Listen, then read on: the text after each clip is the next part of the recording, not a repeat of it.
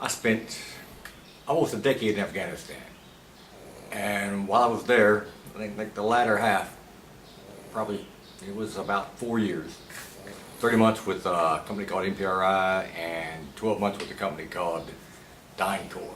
With the first company, I worked with the MOI and the Afghan National Police. The second company, I worked with MOD and the Afghan National Army.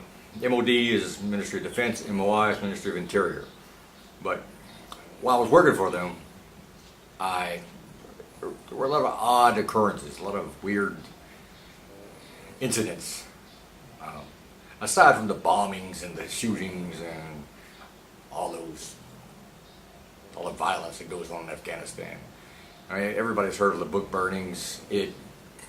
Honestly, when the Qurans were burnt in Bagram, there were probably, out of the whole country, conservatively, or hell, liberally, I would say there were 100,000 people out of 33 million who protested that event. So you have 100,000 people out of 33 million protesting Bibles or Qurans being burnt. Not really that big of a deal, but the press trumped it up so much that it sounded like the whole country was up in flames about it. I worked with, at the time I was working with the ANA, and most of them didn't care. Honestly, it scared them. The uproar over it scared the ANA because it made them feel that it might make us pull out sooner. And it also hindered our mission because we couldn't go out. The U.S. Put a lot more rules on us as far as force protection. We had to go with two guys that had to have long barrels, M16, AK-47, whatever type weapon it was. The Canadians carried M4s rather. Americans carried M4s. The Brits had their own weapon, which I don't know the name of. The Greeks carried M16s, actual M16s. And I worked directly with Romanians. They carried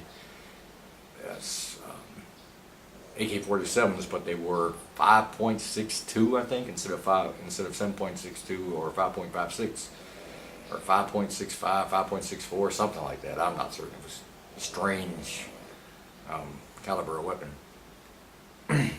Not very easily integrated into the NATO or Warsaw Pact system for that. So the logistics of it was hard, so they had a hard time training on their own weapons, much less the Afghan weapons. But I did get to go out and fire with them once, which was pretty cool. It was a less powerful AK-47. But like I said, there are a lot of strange incidents occurred. I was standing in the hallway. I was a logistics mentor. I taught property management, requisitioning. You think about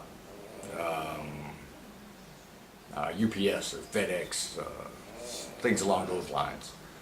Basically, getting the troops what they need to conduct their missions, to accomplish the mission, whether it be food, bullets, beans, rifles, vehicles. That's what I was mentoring them to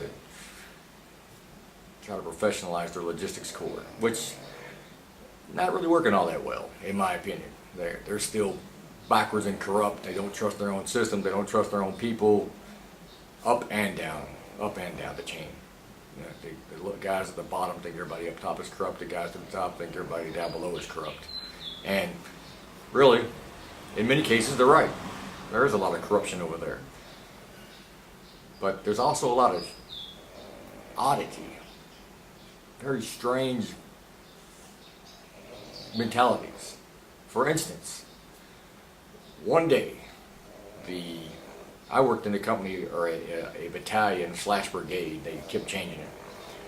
And the mission was drill instructor training, instructor training, vehicle training, driver's training, those kinds of things. Not your hardcore combat training, and it wasn't a soft skill training brigade. It was leadership training, basically for NCOs. But they mixed officers in with it, which was strange to me, fascinating and odd. But the Afghans are very sexually repressed. They have sex with donkeys and sheep. This one particular day, and this happened more than once, this discussion came up, if not frequently, then frequently enough that it was fairly commonplace. And people joked about it all the time. Aside from Man Love Thursday, which is a whole different story. I'll talk about that some other day. But the Sergeant Major of SSB, Special Skills Battalion / Brigade, depending on what time of day it was, he walks up to me and he says, David, have you ever had sex with a donkey? Now, of course, he's speaking in Dari, because most of the guys that I worked with spoke Dari. A couple of guys spoke Pushtun, but my interpreter was a Dari interpreter because most of our guys spoke Dari. The majority of the Army, I would say, probably speaks Pushtun as their primary language. And you look at it, it's the country's pretty much divided 65-35, 70-30-ish.